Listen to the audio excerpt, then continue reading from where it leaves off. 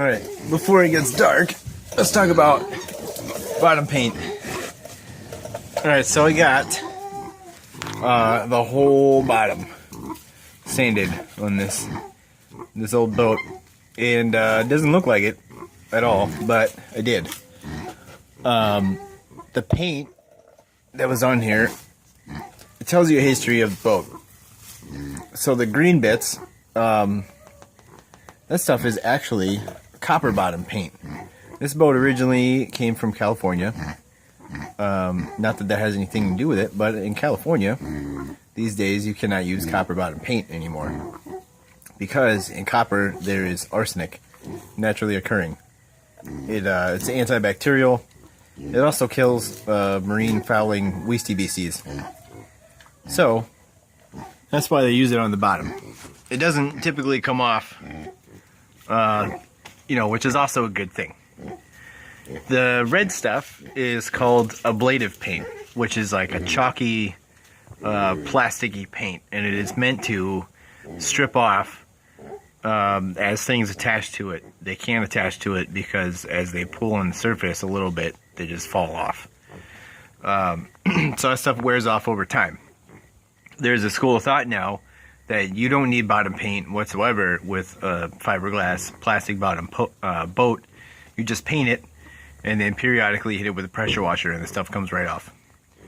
And it's no big deal.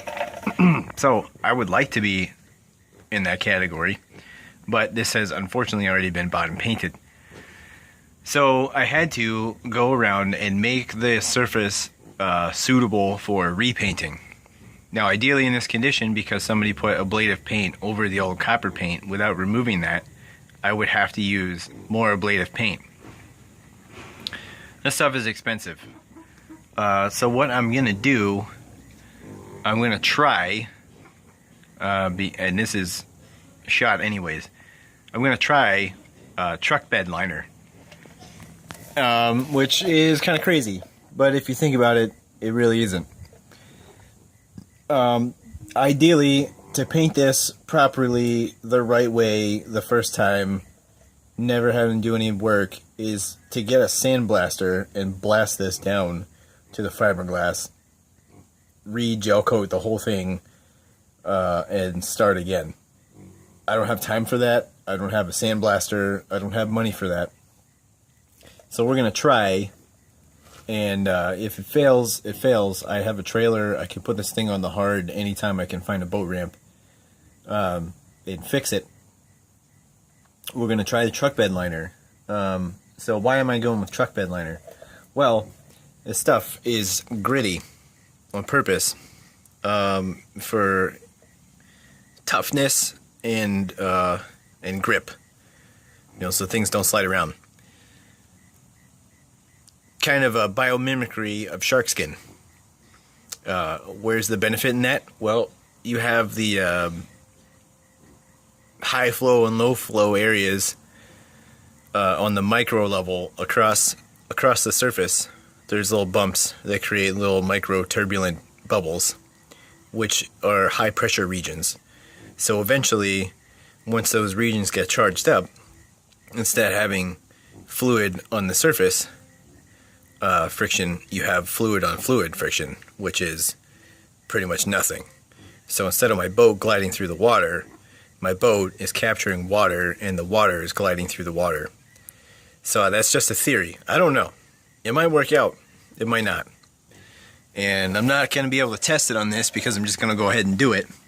But I will test it on this little dinghy over here. I'm going to try it without, make a nice smooth fair hull like most people try to achieve, and then do a speed test with a motor at a known power, and then I'm going to paint the bottom with that stuff, try it again, see what happens. So let's say that fails. I have this paint on the bottom of my hull and it fails. Well, then what? Well, then I just sandblast it off like I have to do anyways. If little patches come off here and there, I'd fix them. Sand it down, repaint it. Just like you have to do any other time. So a lot of people would, steer away from an idea like this because it's new and different. I say let's embrace it And if it fails, we're already fixing the boat. We know how to do it. Who cares? I'm not paying for labor. So one of those cans of paint, you can get them at Harbor Freight for like $50. That should cover the entire bottom of this boat, and we'll see.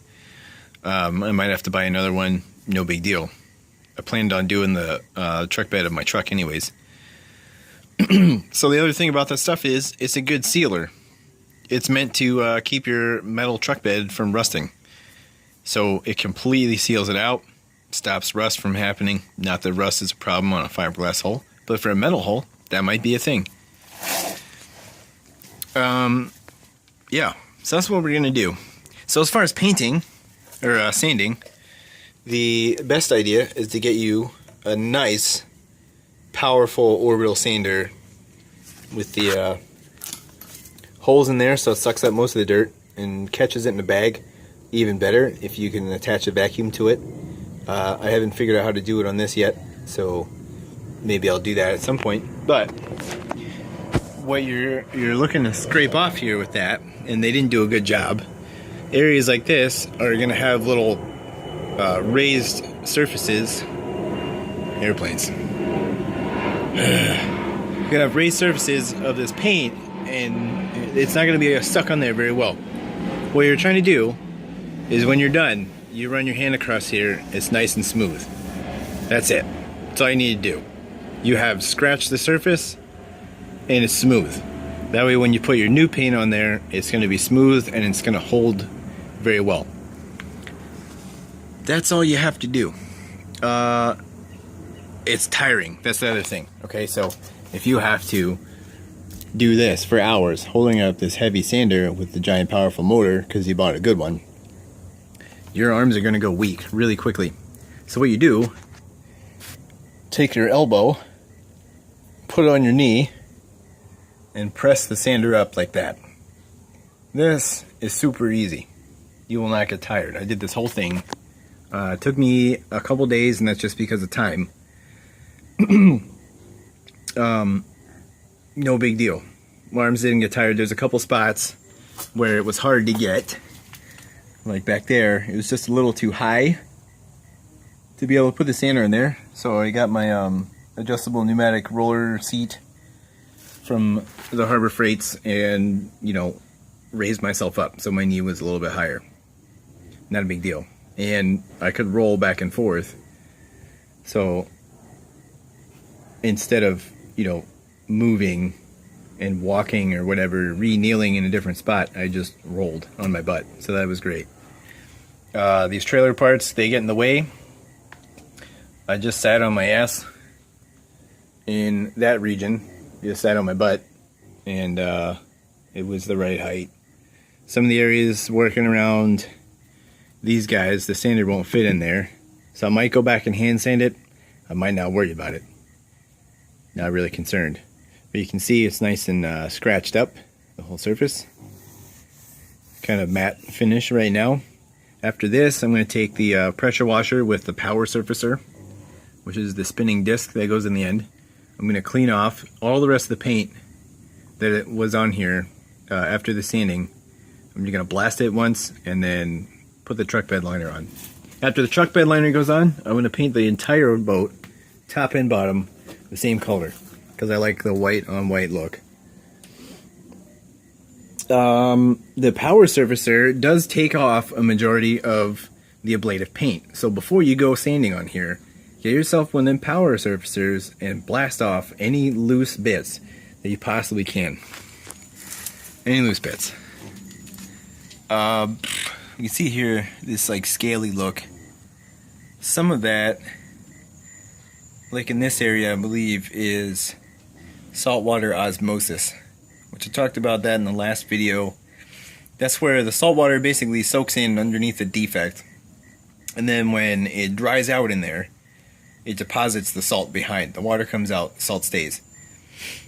And eventually you get crystals built up behind there to the point that it creates such a pressure that it blows out the surface.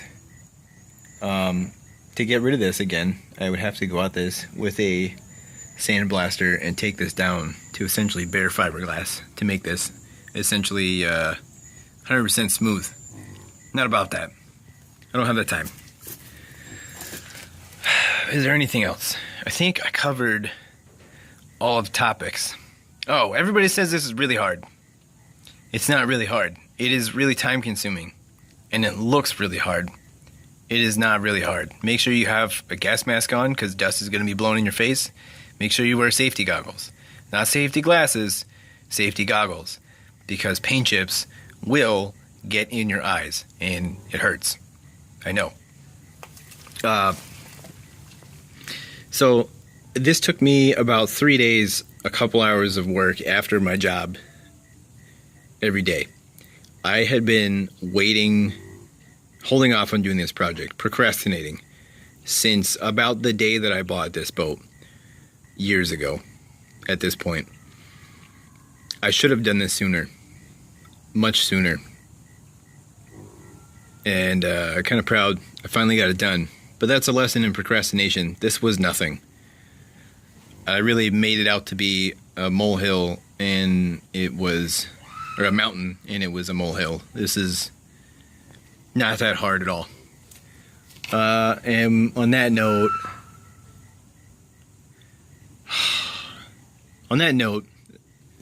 concludes this video. I hope you guys found this informative. Hope you guys have an outstanding day. Don't forget to like, share, and subscribe. I'm out.